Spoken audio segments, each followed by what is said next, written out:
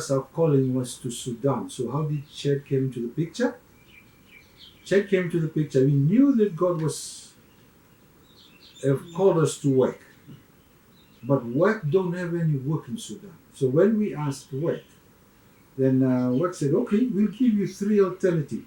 1, you can go to France, we'll put you into France, and work among Sudanese refugees. 2, you try and get a degree in teaching English, and we can put you into Sudan. And third one, you can go into Chad, because Chad and Sudan, they border, and we'll put you on the border. And when Sudan opens up, we can put you across the border. So we chose the third one. We were drawn to this people group called the Masalit people group. And we asked work. No, do you have work among these people group, the Masalit? And they said, no, but that's our future advance. We would like to move into the Masalit. And when we did research on the Masalit, it was right on the border of Sudan and Chad, and 2/3 of this people group lives in Sudan, 1/3 in Chad. So again, our initial call came back to us.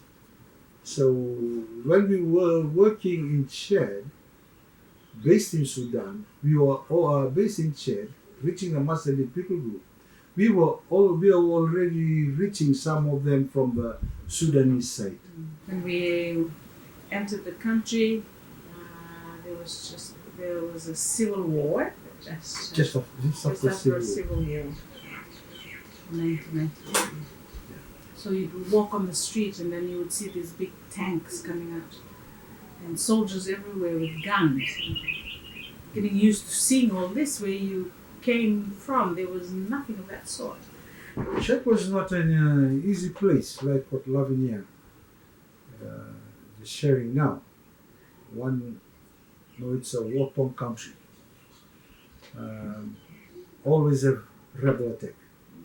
We've been advised to always have a suitcase ready, all packed with our important papers, and just in case we have to be evacuated.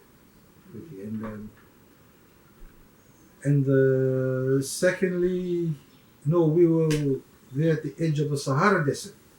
In Fiji, everything is green. In Chad, everything is brown. No trees. So also, Chad is a landlocked country where we don't see the sea in 3 years. No sea, no seafood. So for us, that's a big sacrifice for us. Going without your seafood.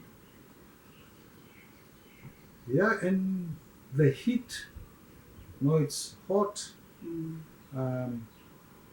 It takes God for us to be able to be there. We had to learn French before we went into the country because it was official language. And then we had to learn Chadian Arabic because it was a market language. And so we did that initially. So for the first 2 years, you are expected to learn the language and the culture.